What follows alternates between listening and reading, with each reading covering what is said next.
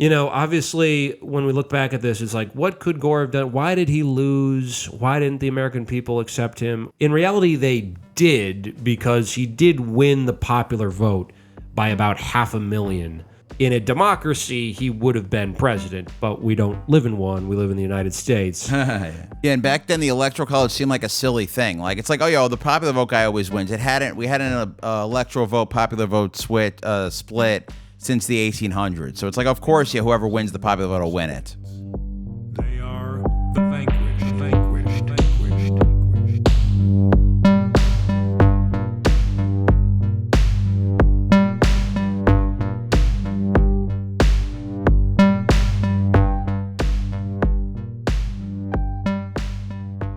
Hello and welcome to The Vanquished. Anders J. Lee here with Freddie G. Oh, so happy to be here. And we are actually in the G residence here on G Street in Queens, covering our first G candidate. As far as I'm aware, I don't know if we've had anyone else whose last name starts with a G, but Albert Gore Jr., I assume no relation between you and Al G. And his wife liked G-rated content. There you go. Yeah. All coming together. This has been a long time coming. Us covering the former vice president and presidential failure. Two-time candidate. People forget. I didn't know until I was at least a teenager or adult that he ran two times, once in 1988 as well as 2000. But it's synonymous with being a presidential loser. He, to me, my first memory, I guess I probably vaguely remember him as vice president. He, for me, stuck out as the 2000 loser because I remember at the time asking my parents, I was 9 years old for the 2000 election, and I was like, what's the difference between a Democrat and a Republican? And I didn't really understand it, and I thought I was like stupid at the time. But then I realized later on that election there was so little difference. And if you go back and watch those debates, they made fun of it on SNL, where Al Gore was just like, I agree with Governor Bush. I agree with what he's saying. It's like, how do you tell the difference between these two guys? What do you remember about Mr. Gore? See, I'm from Queens. I was beaten. The Democrats are good. Bill Clinton was cool. And of course, Bill Clinton's sidekick was Al Gore. And the best thing that Al Gore got to do, as far as I was concerned, is be an NBA Jam with Bill Clinton. So Al Gore being an NBA Jam, a game that I had and loved, meant that he was good. I did not actually know how to unlock him in the game, but just him being an NBA Jam character made him better than Dan Quayle. Yeah, he definitely is synonymous with the 90s as well. His name ending in "or" I think lent itself to a lot of fun rhymes. I know the Bills fans had a rhyme involving Vice President Gore. Piss him off and go for four, I think it was. But as far as him in the canon of presidential losers, I think he is one of an elite tier of people who actually become a better person as a result of losing. A lot of people just try to run and run again. He actually decided to dedicate himself to something quite noble, even if I disagree with the way he has gone about it. And hippied out. He kind of as we'll get to, he became a little more woke, I guess, after 2000, I would say. Albert Gore Jr. also. Both these guys were juniors and hiding it was really very annoying. I never realized. So Al Gore, after he lost, seemed kind of like a good person. In 2000, he seemed kind of formless. But in 1988, he was an asshole. And that's what I learned from doing this podcast. We learned about the 1988 campaign when Al Gore was clearly the bad guy. He was the young pisser. I never realized how Al Gore was evil until we started this podcast. Because when you see him after he lost, he seems like a good guy. He cares about the climate. In 2000, he's kind of formless and trying to hide himself. And that's because in 1988, he looked like a complete asshole. He was the bad guy in the election. He was the guy criticizing Jesse Jackson for being too anti-Israel and too left. Yeah, he definitely was an attack dog for kind of the DLC, I would say, in the 1980s. He was like an anti-Jackson Southern Democrat who was like, we don't want the party to go in that direction. As far as parallels from today, I think obviously Kamala comes to mind, Hillary, who were both ran after during Democratic incumbents and lost. But you have a different one. Who do you think is the clearest parallel to Al Gore? I think he's Pete Buttigieg. Yeah, I think, or Buttigieg, however you say it. Yeah, he's just some kind of annoying technocratic guy who's trying to sell you on like he's a rich kid. He's from the South. He's from like the middle of America, but he's from the middle of America. But he has a Southern accent, but he thinks it's stupid, and he's just trying to sell you on East Coast elite stuff. Very similar to Hillary Clinton in that sense. Two-term presidents, but there was a lack of trust, I think, from the public for both of them. What was he selling to the American people? What was his sales pitch? That's an interesting question because, you had 8 years of Clintonism and centrism. The way the media report it, it's that that was an amazing time for the country. The economy was so stable and nice. But like, where do you go from there, right? The reality is there was mass disenchantment with politics. People in large numbers didn't vote in 96 or 2000.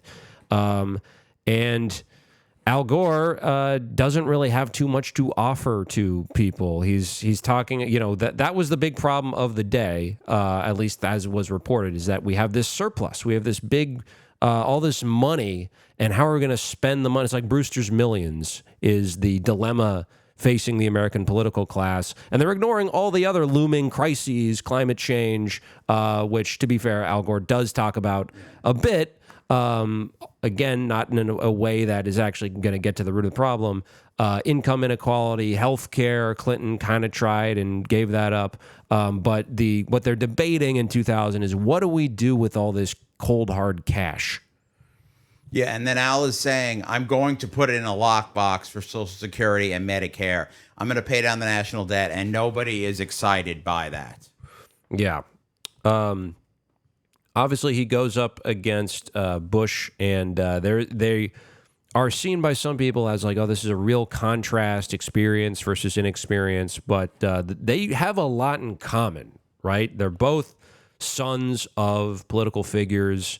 Al Gore's father was Senator Albert Gore Sr. from Tennessee, and Bush, obviously son of a president, and they're both, from Bush out-folksies Al Gore despite being a fake Southerner. I don't know if people consider Texas the South, but Bush will do this thing. He'll be like, I'm from West Texas, and it sounds like he's from the most manly possible, decisive part of the country. I do have a hot take about Bush I didn't get to before. I don't think Bush is that stupid. I think he was average or above average intelligence, very good at communicating, very strong team. I think the idea that Bush was stupid was suckering everybody. And he's better at communicating than Gore, and honestly, he's better at the debates than Gore. And I think, thinking Bush was stupid was a mistake that Team Gore made. Gore had been in Congress or the Senate for 16 years before he became vice president.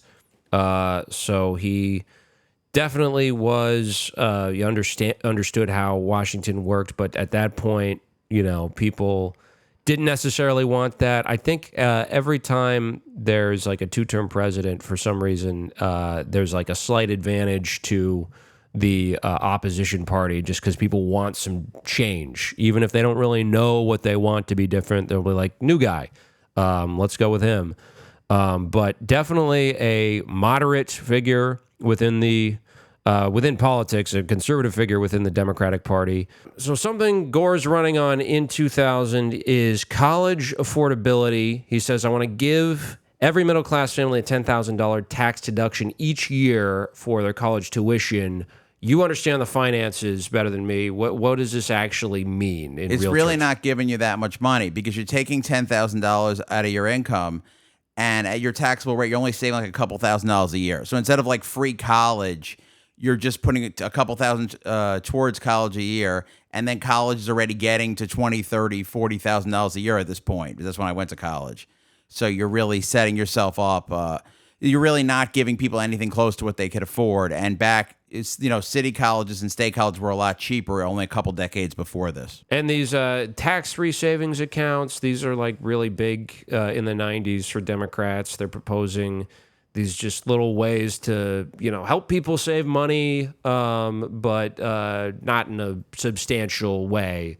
It seems like a lot of his platform is stuff like that. Yeah, it's very targeted, and I think the college saving would only really help rich people, because who else could put $10,000 out of their income away to not use it? That would be a problem. And then one woman asked him about these policies in the debates, and he asked the lady to like read her an entire tax table to explain it. And then Bush will just say something folksy like, "It's the people's money, I'm giving it to you," and it would sound great. Right.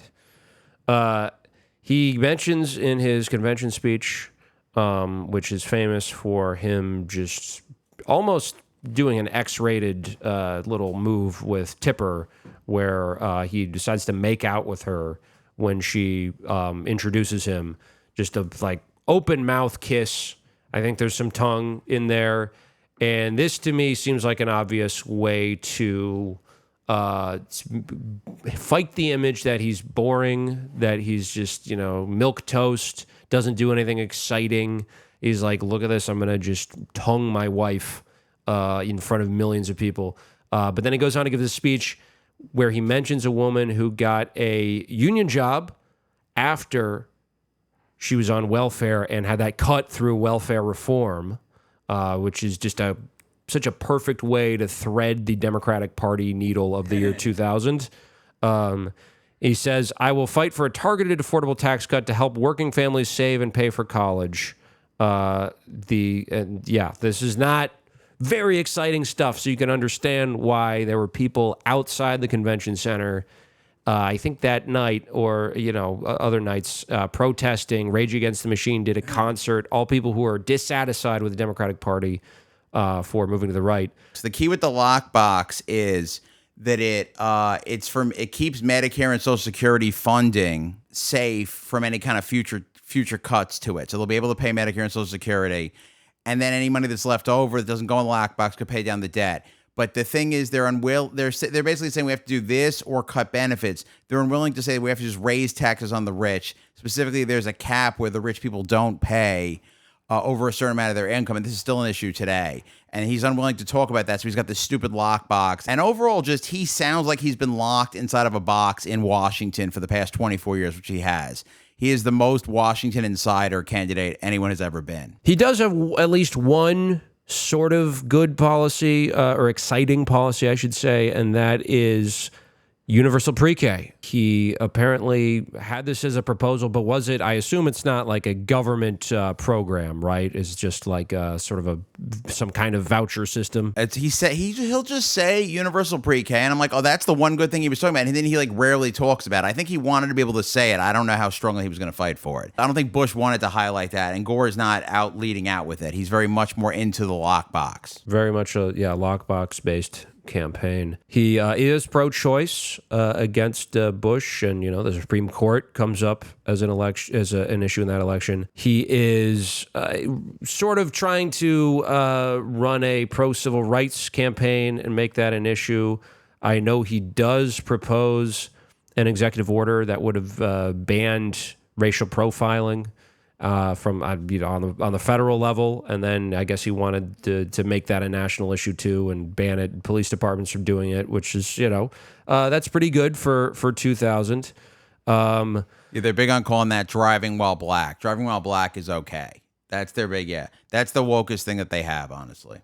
That they use that phrase. Yeah, he likes saying driving while black is okay. Him and Lieberman, he picks the whitest possible VP, but they like to say that. Yes, Joe Lieberman. Which at the time made a lot of waves. The fact that he chose this guy who made history as a Jewish vice presidential nominee. Yeah, it's great. Yeah, it is. It was exciting. I was young and Jewish. I wasn't in Hebrew school anymore, but yeah, we were very excited. It seemed like the most liberal thing you could do while picking an extremely conservative man who was with one woman and really was not very forward at all. He also, I think Lieberman was older than him. Like he really, he wanted to make the liberal splash while making as little splash as possible. And they talk a lot about, even Democrats in the year 2000 are using the phrase family values, which he really mentions to kind of counter Monica Lewinsky, who everybody's still thinking about. And that may also be part of the KISS situation, which, is exposing the American people to yet again another like graphic sort of display. This one they're actually seeing and not just hearing about. But they family values, that's a big issue in the Clinton era 90s. You have the V chip, right? I believe at one point he uses the phrase making love instead of having sex. I just figured that's how he would call it. Yeah, Gore Okay. says very making love. That was the problem, is when Clinton was in trouble for fucking, he was at like 80% approval. I don't know that Democrats ever gotten there again. So Gore needed to run a pro-fucking campaign, and that was the mistake, yeah. But you're not going to see more family values than Bush, who's a born-again Christian and wants to make abortion illegal or whatever. Yeah. And he is from the South, obviously, Tennessee, and he thinks he has a chance going into 2000 to win back and win again the states that had gone for him and Clinton in 96, places like Louisiana, Tennessee, Arkansas, West Virginia, places that we now associate as Republican. Clinton was able to win all of those. I think I've kind of a pet theory. Perot had a big impact on that because he definitely was cutting into the Republican demographics with rural white voters. And so other people, there was enough of a plurality in a lot of these places to make it look like there is this big Democratic resurgence in the American South. But there was not a Perot, as it were, in the year 2000, which Roger Stone claims was because of him. This is what he said, is that there's that documentary, Get Me Roger Stone, where Roger Stone says that Perot cost the Republicans the 92 and 96 elections, so I made sure in 2000 that he didn't run, and he kind of, helps screw things up in the Reform Party by recruiting Donald Trump to run an aborted campaign. Yeah, and then they go with Pat Buchanan, who no one likes because he's super racist. I like the theory. I hope he told it to Bob Dole. I like the theory that Bob Dole could have won if only Perot didn't run his pathetic 1996 campaign, even though Dole loses horribly. Yeah. And Gore himself loses not as badly as Bob Dole, but this brings us to what went wrong. How did he lose? What were the reasons? What are your major factors you think did him in? At the convention, he said, I stand here as my old man. I stand here as my own man. I'm not asking you to vote for me based on the economy we have. And that was his mistake, because that was his best argument, is the economy still good, stupid. Yeah, it's stable at that point. And again, the people who are not happy with it aren't really going to vote anyway. So you might as well just say, let's keep this going, which I do think he says to an extent, or at least Clinton says, I think, when he's campaigning for Gore, giving his convention speech in support of Gore. He's like, are we going to keep this prosperity going or go back to literally the Bush era, which is the astounding thing about this election to me, is it had been 8 years since there was a Bush who was president. And it's like people forgot or something, or, he was not popular. Yeah. And somehow his son is able to really stab his way to the top of the Republican Party and then just shiv even more people to get the presidency. But that obviously very cynicism inducing to watch that. And the opposition is this guy, Al Gore, who's also the son of a senator and is not really speaking to people's economic woes so much. Like he mentions, it's gonna be a different future. I think there is kind of a techno-futurist element to Al Gore's 2000 campaign. Like tech is really supportive of him, and the internet he got in trouble for claiming credit for. Yeah. which basically this was something that came, and this impacted his defeat. There was a narrative formed by the Bush campaign with the help of mainstream media that Al Gore was a serial embellisher or a liar. And one of the things was that he mentioned that his committee in the House or in the Senate helped develop the internet. It was like it was a government-funded project, so they helped kickstart that. And of course, media pounced on it. The Bush campaign pounced. It was like, this guy says he invented the internet. What a crazy thing to suggest. And then there's others that comes through in one of the debates I watched where the moderator asks him, he says, "Sir, the Bush campaign is accusing you of being a serial embellisher. There's this one data point that is arguably incorrect or something." And Al Gore makes kind of a rookie mistake, at least in today's politics. We would look at it as that, is that he, instead of just trying to skew the numbers and get in the weeds and say, oh, that's this 7 is actually a 9 and you're misreading this, and because numbers can be manipulated. Oh, sure. Or just changing the subject, go to the next thing. Instead, he apologized, I did exaggerate, and I misspoke. I had incorrect data, and we have corrected that. And then he's just feeding into the narrative that this guy exaggerates, which, many problems with Al Gore. I don't really think that's a legitimate one, especially when you're comparing him to George W. Bush. Yeah, if you're explaining, you're losing. Yeah, and Bush is not one to get facts and figures right. He needed to keep it on the heat on how Bush was dumb. If Bush's dad had been running against Bush, he would have done like with Dukakis and made him seem dangerous. He's like, this guy is not ready to be president. He's not experienced enough. It's just not. It's not all there. And then Gore really is going to hurt himself in the debates. He comes off mean. He talks about the lockbox too much. The best moment in the whole debates is in the third one. There's a town hall situation, and they're able to walk near each other. And he walks near to Bush to intimidate him, and Bush is just like, okay, and then just keeps going. And it makes Gore just look like a weirdo. That is the thing with Gore, is he seems like a weirdo. He seems like too G-rated, and there's something sinister in there. And like I said, in 1988, he seemed like a jerk, and he's trying to hide it. And Bush just seems like the normal dude who you'd have a beer with. Even though he doesn't drink, he would sit there while you have your beer, and at least he wouldn't be annoying like Al Gore while you were drinking. Yeah, Al Gore will start talking to you about beer production and hops and barley and why that beer actually tastes better than the other beer. I invented beer. And yeah, he is not able to win in the South, which if you're going with the Clinton strategy, that is key to it. And again, I think Perot is the big factor there. You mentioned the debates. He comes off as kind of feckless, as we said. He's just agreeing with Bush left and right. And he even says he supports clean coal. Bush does, and Gore agrees with him, and he's like, I strongly support investment in clean coal technology, which we now know is nonsense.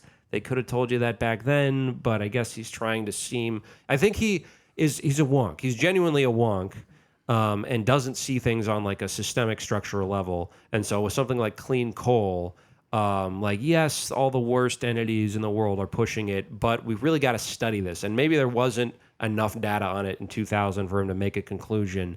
But that I think explains him. So, Obama was still into the clean coal, right? This clean coal thing was going on a while. I think Obama was yeah, maybe we'll see. But the Republicans were really championing it that year in 2008, which, it's a fictional character, clean coal. Yeah, it would have been a great place to hit Bush. You would have been like, this guy thinks coal is clean. You know what I mean? Yeah. Look at the miners. They're not clean. I want to clean them up. Right. And that's a big problem in his campaign, especially when it comes to his base, because he wants to study everything. This came out after the election, is he wouldn't take a position on a certain project in Florida that a lot of environmentalists were against. I believe it was a pipeline of some kind. And it would have helped him with those people to say, I'm against this. But instead, he didn't take a position. He was accused of, being in the pocket of whatever evil industry was supporting it. But it came out later. He just wanted to read the final conclusions from some scientist. He just wanted to wait for that report to come out and make sure all the I's were dotted. And then he was going to have a take on it. But until then, it would be premature. So he gets in his own way with the wonk stuff. Yeah, he likes to see himself kind of like the way Mitt Romney projects himself, like I'm this data-driven decision maker. But people want you to stand for a little something. And he sort of finds things to stand for after he's done running for president. I feel like we should talk about the Elian Gonzalez thing yet. Were you old enough to remember it back then? I remember Elian because he was my age. I think maybe a little younger, but and he got a lot of attention. I didn't understand the implications of what was happening at the time, but I remember hearing about it all the time, and I guess it was the first time a millennial was like famous, really. I mean, there were child actors in the 90s, but he was like a big political figure and a big deal. And it was a very feisty debate.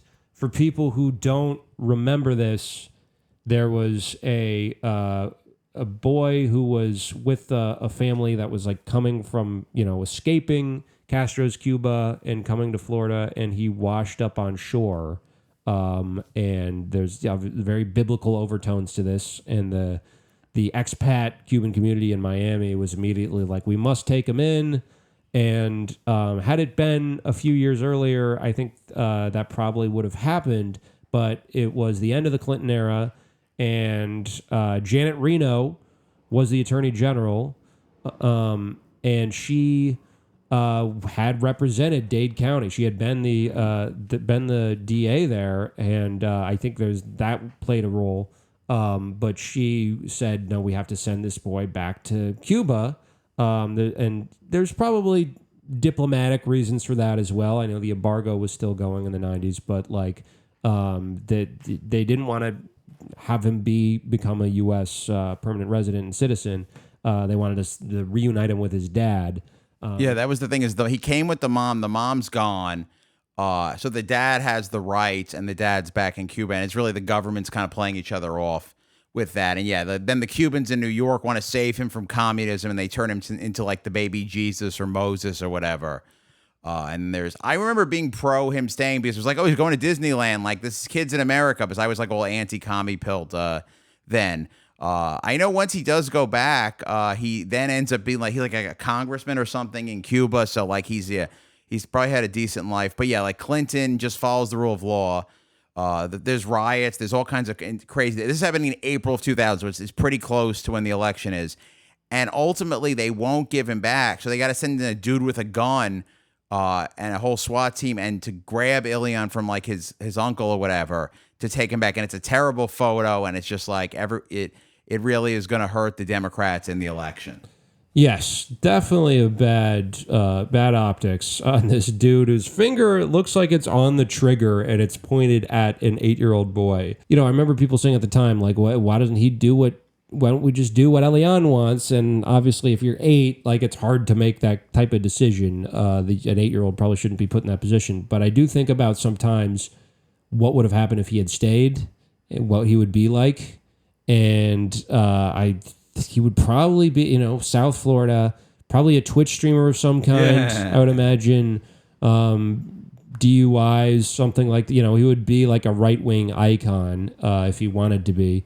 I picture him becoming Marco Rubio. So thank God for Marco Rubio. He's a little younger, but yeah, I just think he would have, whatever Marco Rubio did, this kid would have done.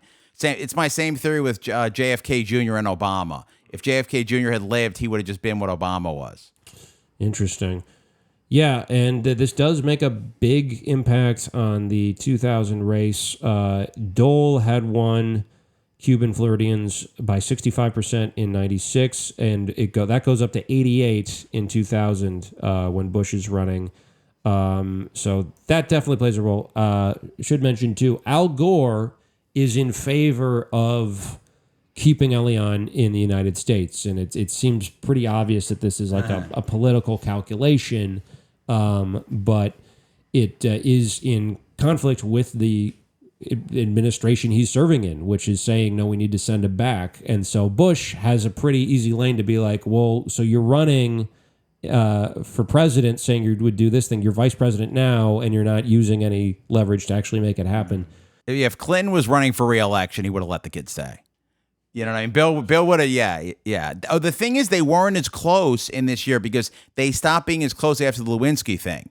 So Bill and Gore's friendship had fallen off a little bit. Maybe that was part of why he did it. Right. And that's a big counterfactual that comes up sometimes. Maybe not a big one, but something people suggest is that Gore could have won had Clinton really gone out and campaigned for him, which he didn't really want him to do. He did it in a limited way. But if you had Clinton out there saying, look at this amazing economy, don't we want more of this?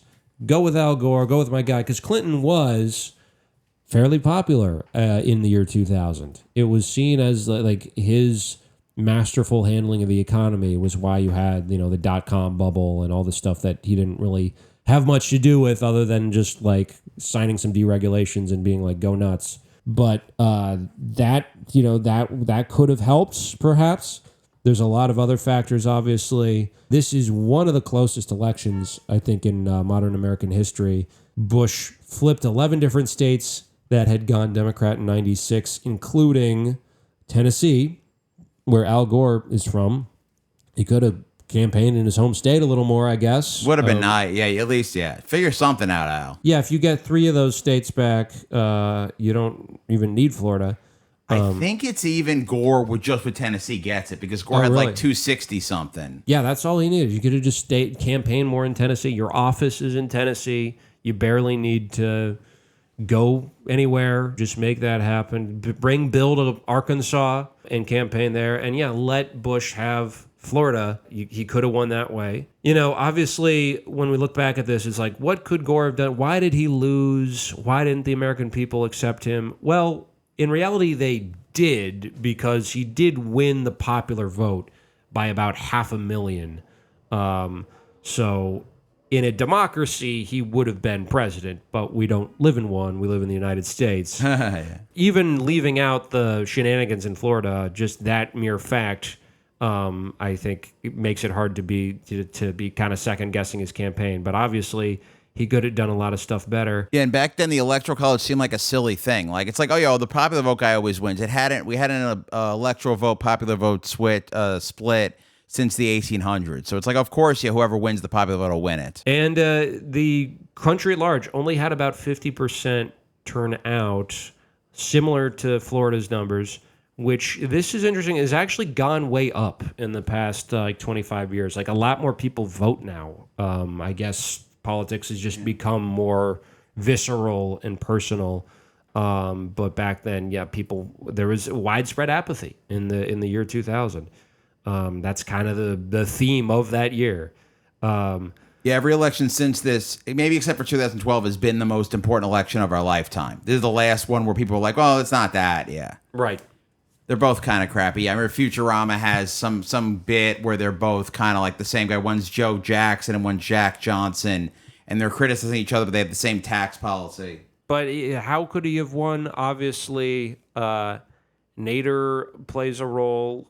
His base plays a role. Nader is able to chip off, depending on how you look at it, some voters who may have voted for Gore. I think that's pretty fair to say. Nader gets about 3%, which was like a high watermark at that time for a progressive, not even a socialist candidate.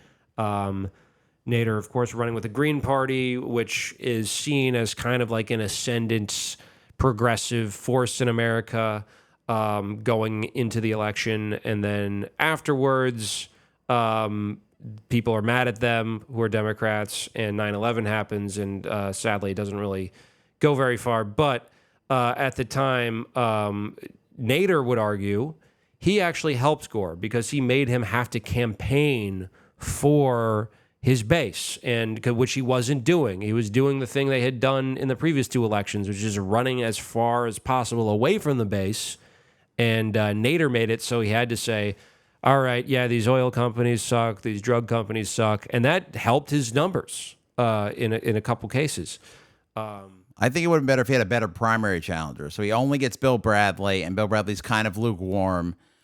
He's not that left. Bradley's already retired from the Senate. It's kind of like he's doing this as like a swan song to his career in politics.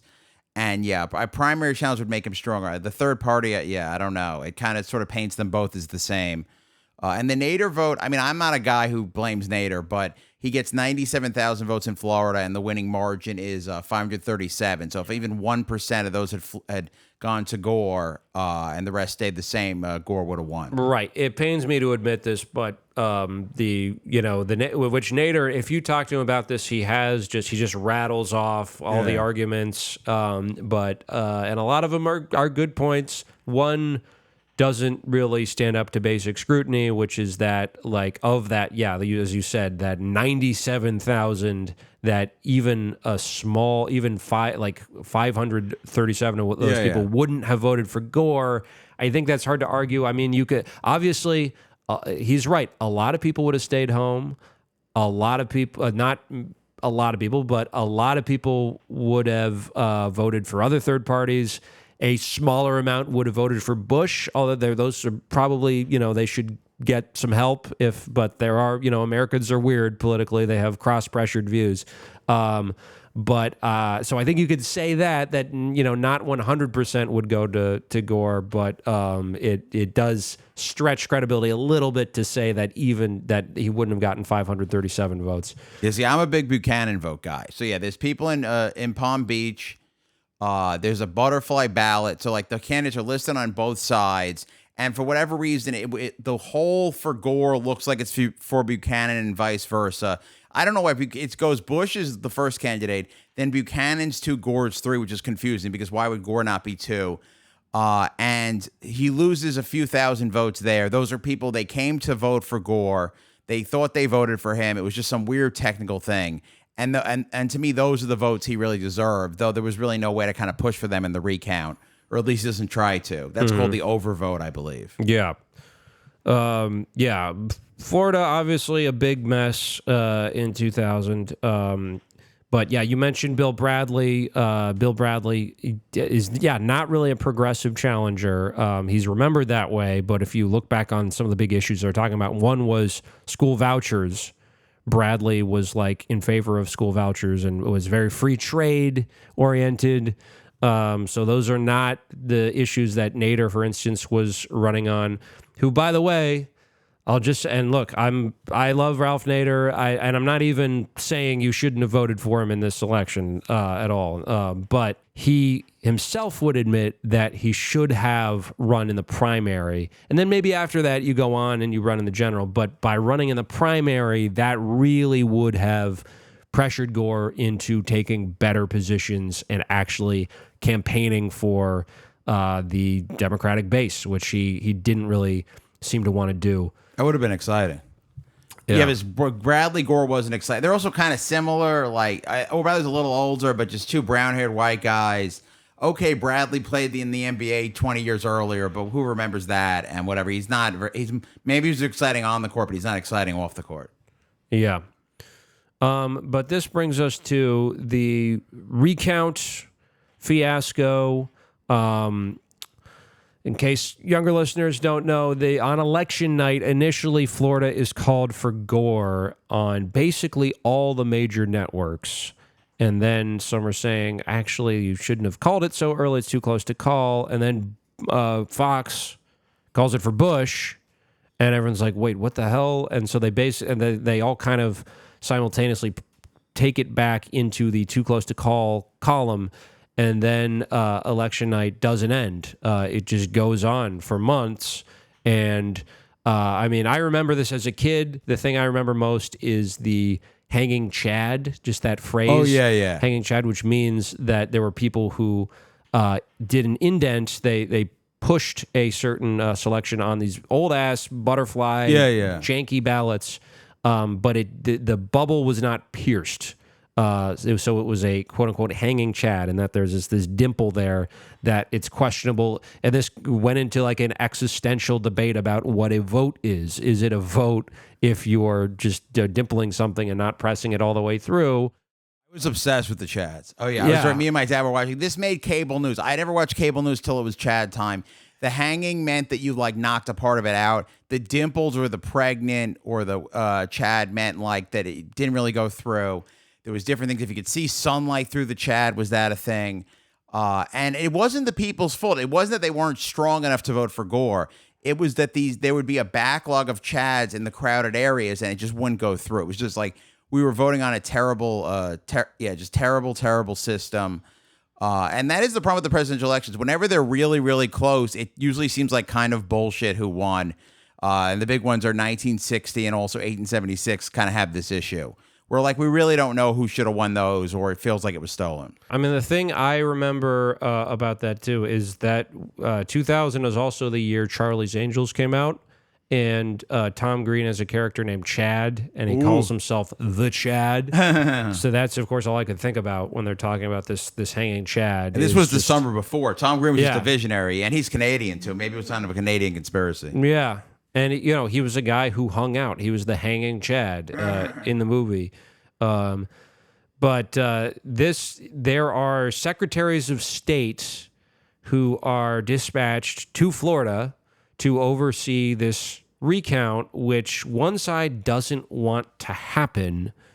Obviously, if you think you've won, then you want the recount to happen. But if you think that maybe something else kind of happened, then you don't want it to happen. You want to just go ahead with the result, which had Bush ahead. Of course, we have to mention his brother Jeb, another member of the Vanquished, was the governor of Florida and the chair of George W. Bush's Florida presidential campaign, was also the Secretary of State, Katherine Harris, who was a Republican and in charge of this recount and definitely did a lot of shady stuff. So this is part of the reason why I don't buy the crocodile tears from the Bush family, anyone who worked for Bush, when they talk about January 6th or Trump or any of that. Like this is okay. This was okay because it worked. January 6th didn't work, and that's why something like the Brooks Brothers riot is not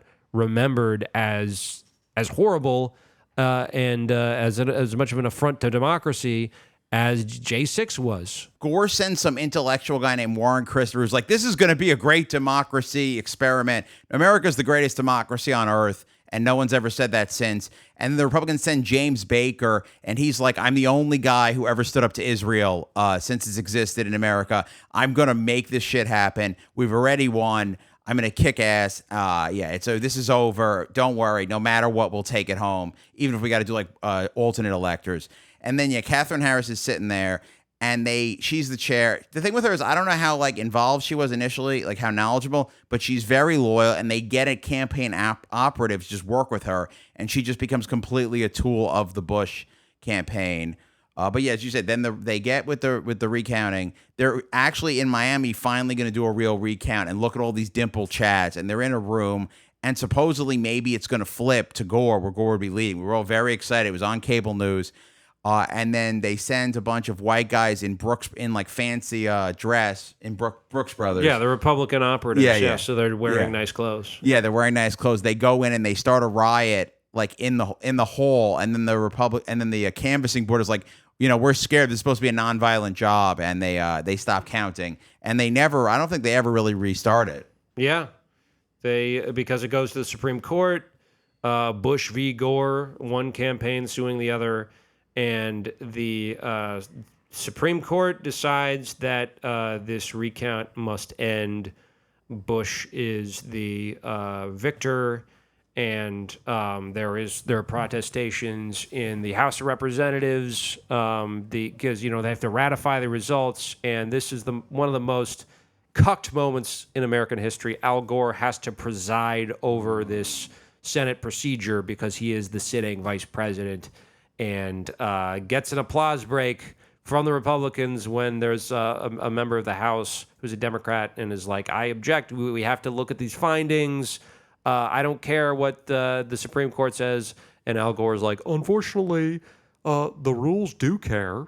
and we have to go by the rules. And all these Republicans are clapping for him giving away the presidency to someone who stole it. Very Mike Pence parallels, and I'm sure Gore did want to hang himself that day. Also worth mentioning, so Jesse Jackson earlier is an enemy within the Democratic Party of Al Gore. Al Gore is running a very anti-Jackson campaign, a big reason why he gets selected as vice president, which was a pretty smart pick in a few ways.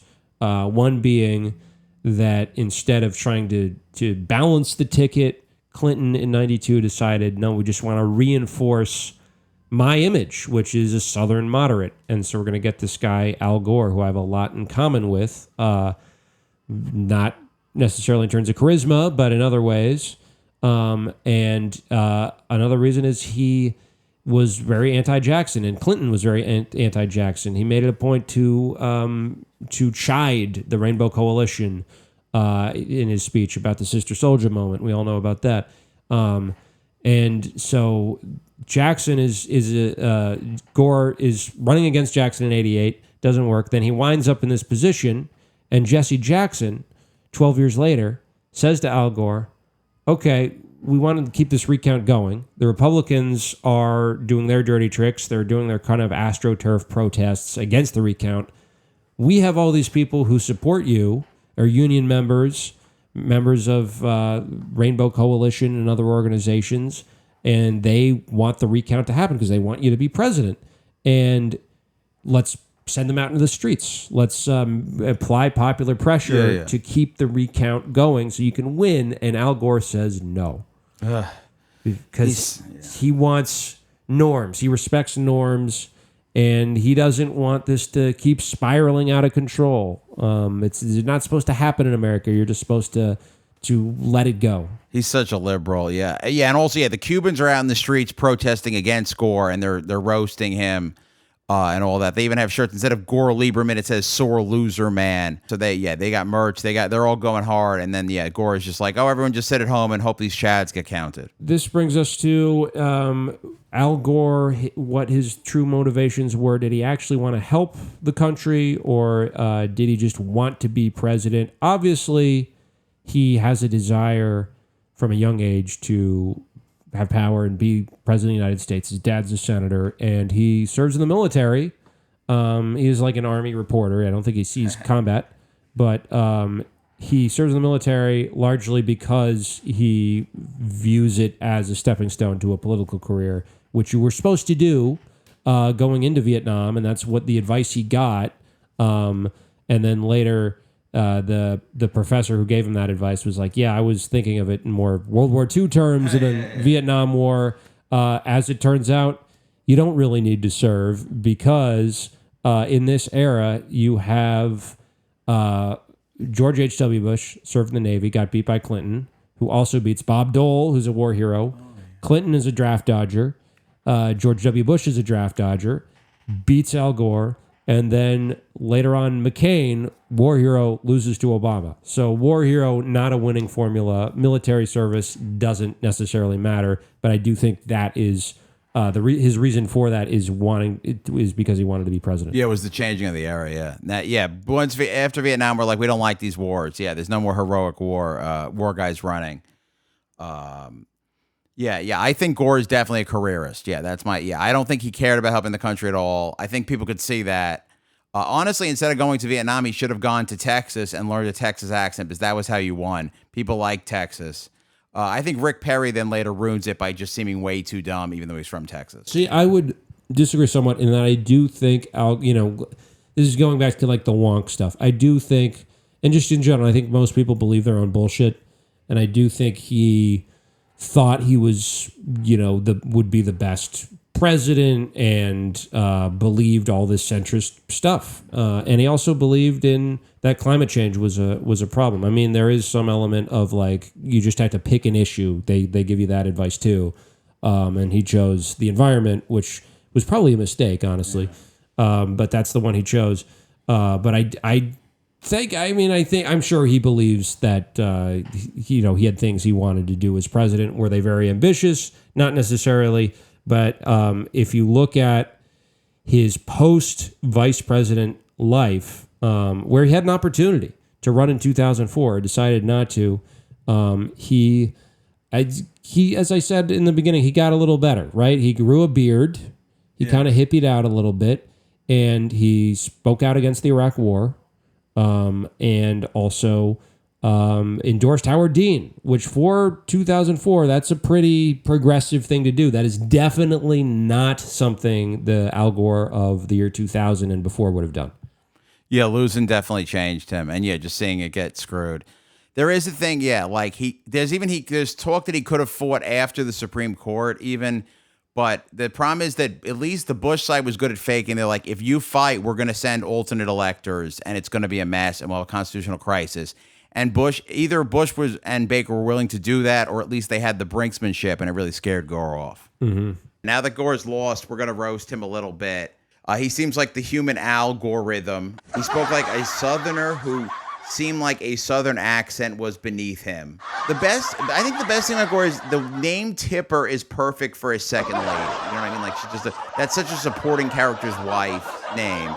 That is also the problem with Gore. He just felt like a supporting character. He's never able to kind of break out of that NPC mode. It's weird. The name Tipper is from a lullaby, and she just kept it her whole life. Like, she's so nice. I was liking, the Gore and Tipper, that he's a wife guy. Did you know they had broken up? I did. I remember that. Yeah. Yeah, that is the set. Yeah. Right. It was kind of like your parents getting divorced. You know, it's not your parents, but in general, like having the people from your childhood are now split up. I don't know if we ever got to the bottom of what happened, but wish them the best, I guess. I don't know if he's sleeping around now. Yeah, I'm really confused. He seemed like a Tipper sexual, so that was kind of the problem with Gore. This is the best part. Yeah, so so there is the thing. He calls and concedes once they call Florida for Bush on election night, and then he's going to go make the concession speech. He also concedes very quickly. He's like, "Let's get it over with. I'm not a fighter. Whatever. Yeah. Let's just get out of here. This way we can wake up early." He's probably a morning person. He wanted to wake up early.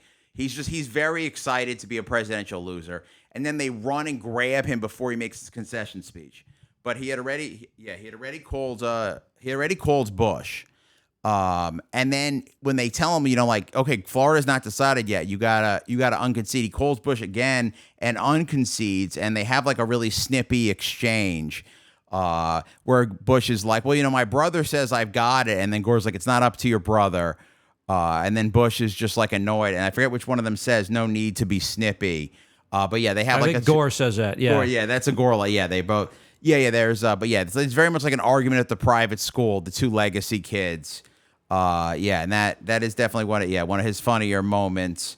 There's a lot of good Gore roasting in books and stuff. There's a joke in one of the Bush books. How can you tell Gore from the Secret Service men guarding him? Gore's the one who seems stiff. Chuck Klosterman, one of my favorite authors who wrote about this election in his 90s book, says these were two white guys in their early 50s who seemed to be running for president because there was no one else had a better idea of what to do. Then Futurama, I said John Jackson, so Futurama rips this election. Later on, after he loses, Al Gore becomes a recurring voice actor on Futurama. Really? The real guy? Yeah, the real Al Gore. Yeah, there's Al Gore segments. Wow. Because they hired his daughter to write for them. What? Yeah. Wow. So his daughter's the cool one. And it's kind of unfair. She's the only woman writer on the majority of Futurama. And you have to be Al Gore's daughter to get it. So it's like all kinds of weird sexism. Or whatever. He feels like by being on Futurama, I'm scoring one for the feminists. But, he should have said, hire a second woman writer for this show. Simpsons loved Al Gore. They had Al Gore. Lisa Simpson is, of course, an Al Gore fan. I don't know who Bart would be a fan of, maybe Trump, but she buys an Al Gore book, Sane Planning, Sensible Tomorrow, and then it sends an alert to Al Gore's office. He's VP, and then he's like, it's time to party. He plays the song Celebrate Good Times, Come On. He's like kind of nods his head. And then there's an Al Gore doll on The Simpsons who says, you are hearing me talk. That's what Al Gore's catchphrase would be. So yeah, Al Gore, you've been roasted. Any roast of Gore from Anders before we take it on to the counterfactuals? Yeah, I mean, he's Clinton without the charisma. You can't have Clintonism without Clinton, and we kind of saw that. Although again, he did win. But he chose the worst issue to be, and that does kind of make me think like he does genuinely care about the environment. Because if you want to win in America, you should have chosen, being really against crime, which he, signed off on all the terrible stuff everybody else supported. But you got to be really passionate about that. And instead, he chose like the most boring, albeit most important subject. Yeah, and he even says he has a policy where he's going to balance the budget every year and pay down the debt. And I think that would have failed because there's a recession that I don't think he would have been able to prevent when the dot-com bubble bursts. And he would have probably needed to do deficit spending. So that is my other thing with Al Gore, is that if he had won, we'll kind of skip ahead to that, he was not winning re-election. There was going to be a recession. You're not winning 4 times in a row unless you're FDR and you're winning World War II. Gore was definitely going to be a one-term president. That's an interesting take. Yeah, I mean, the 9/11, which you think he would have prevented, I think that it kind of hangs on that, is like, does 9/11 happen? How does he respond to 9/11? What is there backlash against him for 9/11? Would the Republicans do what the Democrats did and just be like, we love Bush, we have to support him, even though he's illegitimate. Let's forget all that stuff. He's the president. He's basically the king, and we can't do anything. We love him. We will run somebody who's just promising to do the same stuff. Would the Republicans have done that, or would they have just said like this, what the Democrats should have done, which is said, this happened on your watch and you should have prevented it. But if they had said that, then, you have to then open up the scenario. What if he prevents it? Which was very doable. You really just had to read a couple memos and then just try and to thwart the plans. But Al-Qaeda was the report did say Al-Qaeda determined to attack inside the United States. So if they stop 9/11, then chances are something else happens. And maybe it's done in a way that really redounds to Gore's benefit, where it's like he stopped this awful terrorist attack and that helps his popularity surge.